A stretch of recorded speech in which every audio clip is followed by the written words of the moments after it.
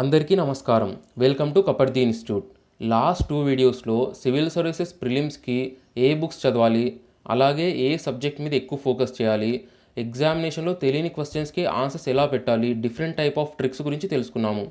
ఈ వీడియోలో civil services mains ఎగ్జామ్కి ఏ బుక్స్ చదవాలి, అలాగే ఎగ్జామినేషన్లో మనం ఆన్సర్ ప్రెజెంటేషన్ ఎలా ఉండాలి, డిఫరెంట్ టైప్ ఆఫ్ స్ట్రక్చర్స్ ఎలా మెయింటైన్ చేయాలి, వీటన్నిటి గురించి ఈ వీడియోలో తెలుసుకుందాము. Let's start the video. First coming to GS1 paper హిస్టరీకి NCERT బుక్స్ క్లాస్ 6 to 12 చదవాలి. బట్ టైం తక్కువగా ఉంది అనుకుంటే summary of NCERT from class 6 to 12 different type of publications ఈ summary of NCERT books release చేశారు. ఆ బుక్ చదవండి. అలాగే ఫ్రీడమ్ స్ట్రగుల్కి a brief history of modern India by spectrum, ఈ బుక్ మనం ప్రిలిమ్స్ ఎగ్జామ్లో మోడర్న్ ఇండియాకి ఇదే బుక్ చదువుతాం. So you can cover for the both prelims and mains. అలాగే పోస్ట్ ఇండిపెండెన్స్ ఇండియా నుంచి వచ్చే క్వశ్చన్స్ 1 or 2. సో మీరు either Vajiram and Ravi yellow book చదివినా సరిపోతుంది, లేదంటే వేరే ఏ ఇన్స్టిట్యూట్ మెటీరియల్స్ చదివినా సరిపోతుంది. ఎందుకంటే అడిగే క్వశ్చన్ ఒకటి లేదా ఒకసారి క్వశ్చన్ కూడా అడగరు. World history vision IAS notes చాలా బాగుంది. So for history you have to cover 4 different type of books. Summary of NCERT from class 6 to 12 ఒకటి, freedom struggle brief history of modern India by spectrum, post independence India any institute material, world history vision IAS notes. Next coming to art and కల్చర్కి ప్రిలిమ్స్కి చదివిన బుక్సే సరిపోతుంది. And introduction to Indian art, ఇది NCERT book. అలాగే art and culture notes by Nitin Singhania, ఈ 2 books మనం ప్రిలిమ్స్కి చదువుతాము. అలాగే ఆర్ట్ అండ్ కల్చర్కి సంబంధించిన కొన్ని టాపిక్స్ పాత NCERT బుక్స్లో ఉన్నాయి. అవే ancient India by RS Sharma, medieval India by Satish Chandra. ఈ 2 బుక్స్లో ఆర్ట్ అండ్ కల్చర్కి సంబంధించిన టాపిక్స్ మాత్రమే చదివితే సరిపోతుంది. You can cover whole syllabus of the art and culture in the civil services mains. Next coming to geographyకి most of the books ప్రిలిమ్స్కి mains same ఉంటాయి. For example summary of NCERT from class 6 to 12, GC Leong book, geography through mapping by KBC Nano, world atlas, ఈ 4 books prelims ప్రిపరేషన్లోనూ చెప్పాము. ఇప్పుడు mains ప్రిపరేషన్కి అవే సరిపోతుంది. దాంతోపాటుగా natural రిసోర్సెస్కి మీరు ఏదో ఒక ఇన్స్టిట్యూట్ మెటీరియల్ చదవాలి, ఎందుకంటే ఇది extra topic for the Geography.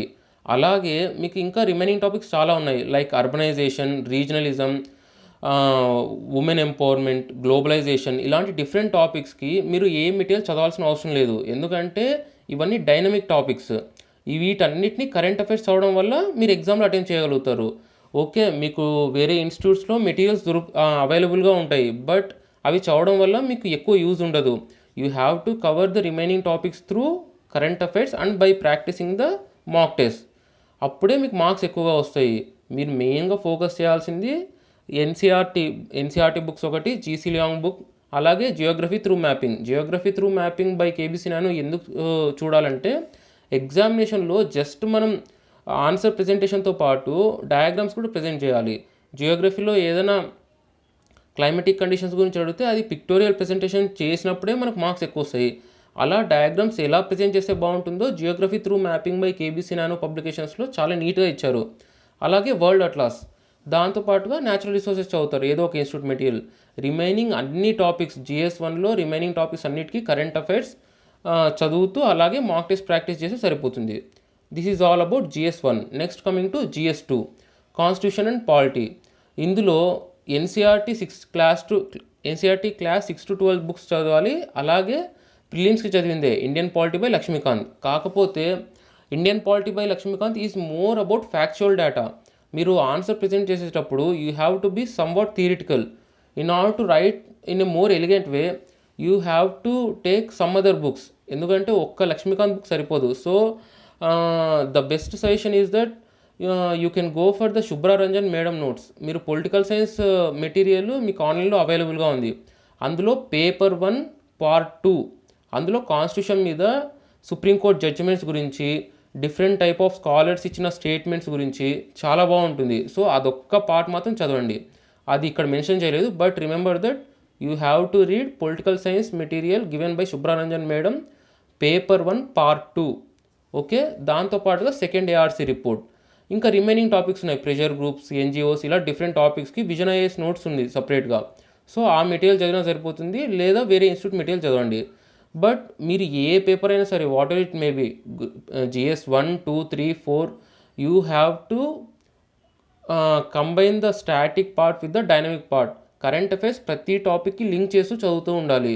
ఎందుకంటే ఇప్పుడు అడిగే క్వశ్చన్స్ అన్నీ అనలిటికల్ క్వశ్చన్స్ అడుగుతున్నారు. At the same time different subsections ఉంటున్నాయి. మీ ఒపీనియన్స్ చెప్పండి అంటున్నారు, పాజిటివ్స్ అండ్ నెగిటివ్స్ అడుగుతున్నారు, క్రిటికల్లీ ఎవాల్యుయేట్ అంటున్నారు. So you have to be ready to combine the static with the dynamic portion. Okay, next coming to governance. గవర్నెన్స్కి second ARC report summary చదివి Vajiram and Ravi yellow book చదివితే సరిపోతుంది. దాంతోపాటుగా current affairs. Next social justice. Social justice మొత్తము ఏముంటుందంటే government policies, welfare schemes, education, health, ఇలా dynamic issues మీదే ఎక్కువగా ఉంటుంది. సో మీరు స్పెసిఫిక్గా ఒక బుక్ తీసుకోవడం అనేది wrong. You have to focus main on the current affairs. అలాగే budget and economic survey. Economic survey ఎప్పుడు కానీ కంప్లీట్ ఎకనామిక్ సర్వే చదవద్దండి. Go for the summary of the economic survey. రిపీటెడ్గా summary of the economic survey చదివితే సరిపోతుంది. Complete economic survey it is very lengthy and it is very difficult to remember. So this is all about social justice. Next coming to international relations. International రిలేషన్స్కి ఎలా చదవాలంటే ఏదో ఒక institute material తీసుకొని అందులో historical relations of India with other countries ఉంటుంది. అంటే మనకి ప్రీవియస్గా ఇంతకుముందు ఏన్షియంట్ ఇండియాలో, మిడివల్ ఇండియా నుంచి మన ఇండియా వేరే కంట్రీస్తో ట్రేడ్ రిలేషన్స్ ఎలా మెయింటైన్ చేసింది, ఇండియాకి వేరే కంట్రీస్కున్న బైలేటరల్ రిలేషన్స్ ఏంటి, మల్టీలేటరల్ రిలేషన్స్ ఏంటి, ఇలాంటివన్నీ స్టాటిక్ పార్ట్ అంతా ప్రతి ఇన్స్టిట్యూట్ మెటీరియల్లోనూ ఉంటుంది. ఫస్ట్ ఏదో ఒక ఇన్స్టిట్యూట్ మెటీరియల్ తీసుకొని చదివేసేయండి. Next you have to focus more on the current affairs.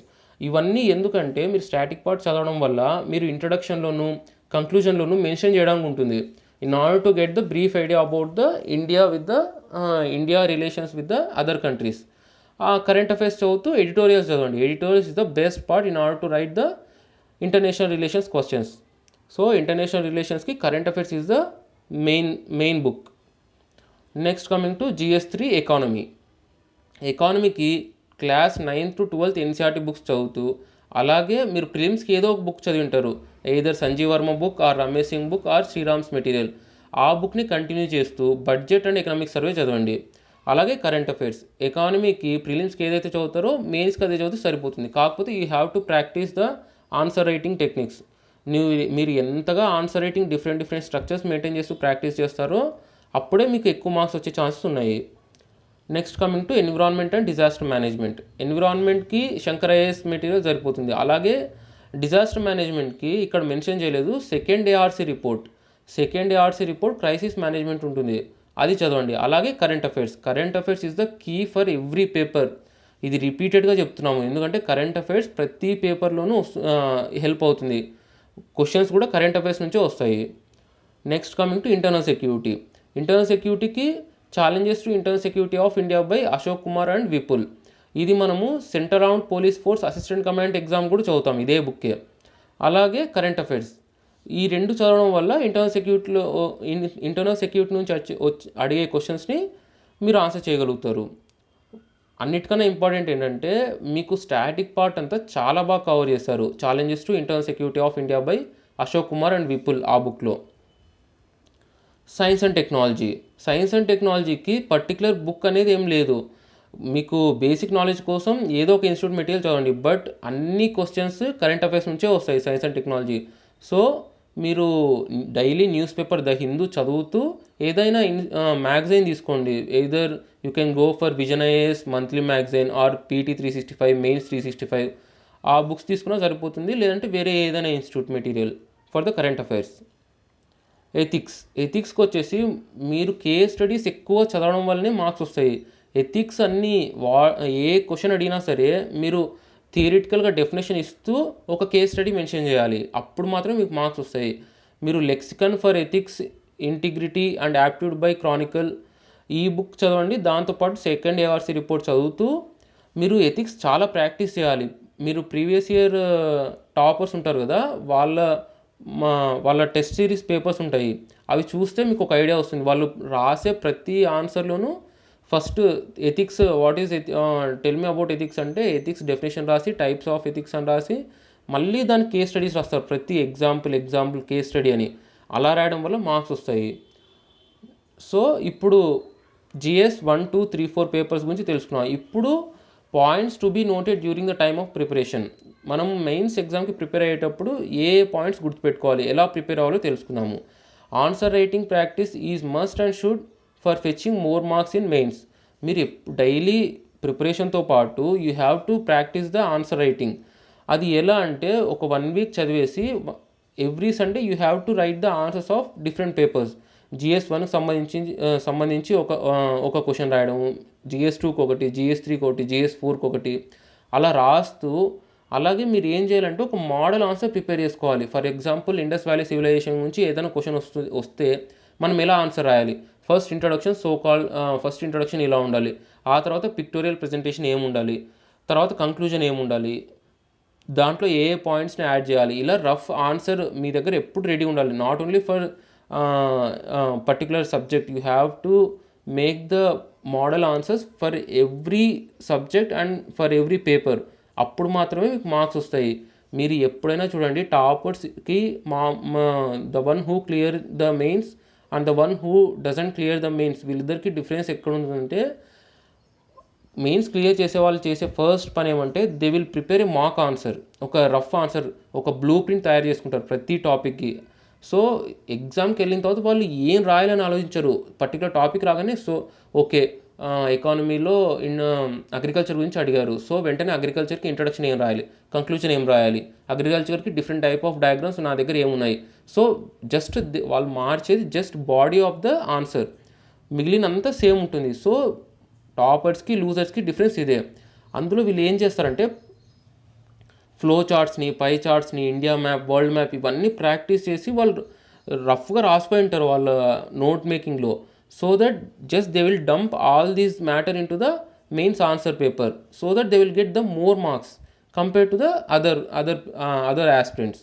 So practice flow charts, pi charts, India map, world map, so that while writing the answer by presenting maps there are more chances to get more marks. ఎప్పుడైనా సరే మీరు answer writing practice చేసేటప్పుడు flow charts వేసుకోవాలి, పై charts వేసుకోవాలి, tables, అలాగే India map, world map ఇవి రఫ్గా practice చేయడం వల్ల you will get more marks. Make notes on quotations of great scholars and freedom fighters to present in the answer. అలాగే quotations ఉండాలి మీ దగ్గర. మనం చేసే నెక్స్ట్ వీడియోస్లో కొటేషన్స్ మీద ఒక వీడియో, అలాగే డిఫరెంట్ టైప్ ఆఫ్ డయాగ్రామ్స్ ఎలా మెన్షన్ చేయాలి, 2 dimensional, 3 dimensional, 4 dimensional, multi dimensional, అలాగే ఇంకా వేరే ఏ డయాగ్రామ్స్ ప్రాక్టీస్ చేసి ఎగ్జామ్లో ప్రజెంట్ చేస్తే మనకు మార్క్స్ వస్తాయో నెక్స్ట్ వీడియోస్లో మనం తెలుసుకుందాము. Place report names, commission names, international bodies in the answer like as per second ARC report, as per economic survey, so that the examiner will give additional marks. మీరు ఎప్పుడైనా సరే answer present చేసేటప్పుడు మీకు ఏదైనా statement తెలిస్తే as per second ARC report, as per economic survey, as per UN body, as per the నీతి ఆయోగ్ ఇలా రాయడం వల్ల మీరు కింద ఏం రాశారు అనే దానికన్నా మీరు ఒక పర్టికులర్ ఇన్స్టిట్యూట్ నేము, కమిషన్ నేము, ఇంటర్నేషనల్ బాడీస్ నేమ్ మెన్షన్ చేయడం వల్ల ఎక్కువ మార్క్స్ వస్తాయి. మీరు రాసిన కోట్ కరెక్టే, బట్ ఎక్కడి నుంచి ఆ కోట్ రాశారు అని రాయలేదు అనుకోండి, నేను ఎకనామిక్ సర్వేలో ఉన్న కోట్ని సెకండ్ ARC రిపోర్ట్ అని కానీ లేదంటే యాజ్ పర్ నీతి ఆయోగ్ అని రాస్తే మార్క్స్ పోతాయేమో అనుకుంటే దట్ ఈజ్ రాంగ్. ఏదో ఒక కోట్ మెన్షన్ చేసేటప్పుడు you have to mention the report or commission name, అప్పుడు మాత్రమే ఎక్కువ మార్క్స్ వస్తాయి. కొటేషన్స్ రాసేసి కింద ఎక్కడి నుంచి వచ్చింది, ఎవరు ఇది చెప్పారో అని రాయలేదు అనుకుంటే, రాయకపోతే మీకు మార్క్స్ తక్కువ వస్తాయి. Practice mock test for better answer presentation and time management. మీరు ఇవన్నీ డిఫరెంట్ టైప్ ఆఫ్ డయాగ్రామ్స్ మీరు నోట్స్ చేసుకోవడంతో పాటు కొటేషన్స్ రాసుకోవడం, ఆన్సర్ ఒక బ్లూ ప్రింట్ ప్రజెంట్ చేసుకోవడం, ఇవన్నీ చేసిన తర్వాత మీరు మాక్ టెస్ట్లో ఇవన్నీ అప్లై చేస్తూ ఉంటారు. సో దట్ మీకు ప్రాక్టీస్ అయిపోతుంది. మెయిన్స్ ఎగ్జామ్లో ఎక్కువ ఆలోచించరు. ఓకే పర్టికులర్ క్వశ్చన్ వచ్చిందంటే ఎస్ నా దగ్గర ఆల్రెడీ బ్లూ ప్రింట్ ఉంది, జస్ట్ నేను బాడీ ఆఫ్ ద ఆన్సర్ మాత్రం మార్చితే సరిపోతుంది. So you will get the better more time in order to write the answer in a nice way. See the toppers answers which are available in the market.